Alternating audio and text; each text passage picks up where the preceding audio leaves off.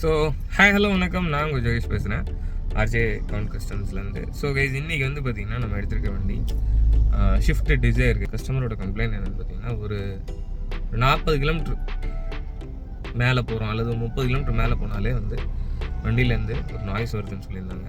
So அந்த நாய்ஸை நான் உங்களுக்கு காமிக்கிறேன். வீடியோ வந்து ஃபுல்லாக பாருங்கள், ஸ்கிப் பண்ணிடாதீங்க கைஸ், ஓகேவா? ஸோ அப்போ தான் வந்து உங்களுக்கு என்ன கம்ப்ளைண்ட்ன்றது தெரியும். உங்கள் வண்டியில் இந்த மாதிரி கம்ப்ளைண்ட் வந்தாலும் அதை ரெக்டிஃபை பண்ணுறதுக்கான ஒரு நாலேஜபிள் கண்டென்ட் தான் நம்ம சேனலு. ஸோ பார்த்துடலாமா? வாங்க. கேட்குதுங்களா?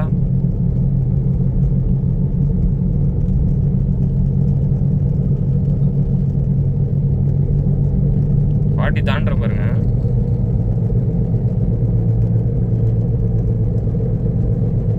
இந்த சவுண்டு எந்த அளவுக்கு கேட்குதுன்னு தெரியல.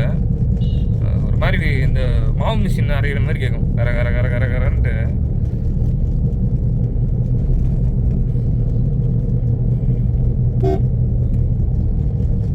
மாதிரி அரைச்சி தள்ளுது. ஒரு வழியாக கம்ப்ளைண்ட் என்னன்றதை டயக்னோஸ் பண்ணி கண்டுபிடிச்சாச்சு. ஸோ கம்ப்ளைண்ட் என்னென்னு பார்த்தீங்கன்னா, லெஃப்ட் சைடு வீல் பேரிங் தான் போயிருக்கு. ஸோ வீல்லாம் கைட்டி பேரிங் இப்போ மாற்ற போகிறோம்.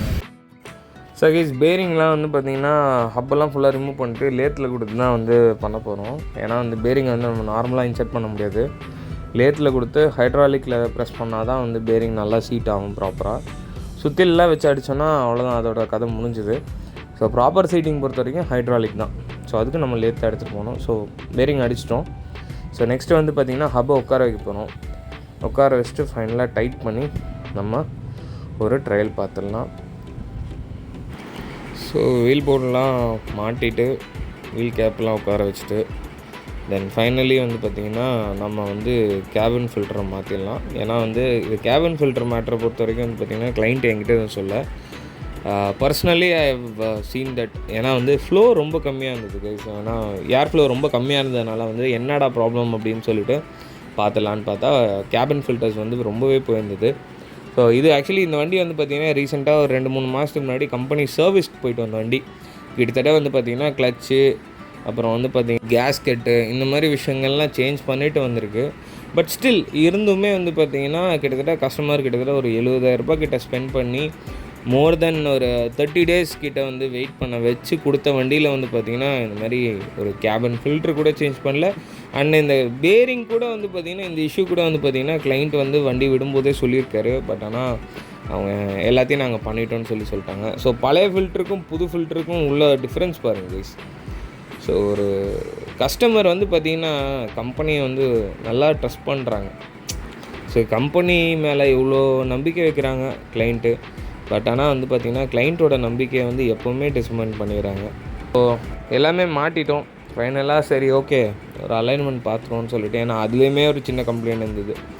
ஸோ லைட்டாக வந்து பார்த்திங்கன்னா ஸ்டேரிங் டில்ட்டாக இருந்தது. ஸ்ட்ரைட்டு வச்சோன்னா வந்து வண்டி ரைட் போச்சு. ஸோ ஒரு அலைன்மெண்ட்டை பார்த்துட்டு ஒரு ட்ரையல் ஒன்று பார்த்துடலாங்களா?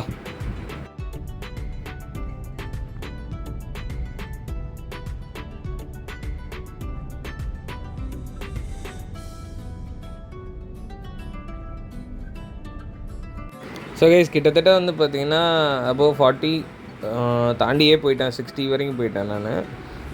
எந்த ஒரு நாய்ஸுமே கிடையாது, ரொம்ப ஸ்மூத் ஆகிடுச்சு கைஸ். ஜஸ்ட்டு வந்து பார்த்திங்கன்னா ஒரு 2000 ருபீஸ் ஒரு பேரிங்னால் வந்து பார்த்திங்கன்னா ரொம்ப பெரிய கம்ப்ளைண்ட்டை வந்து கஸ்டமர் ஃபேஸ் பண்ணியிருந்தாங்க.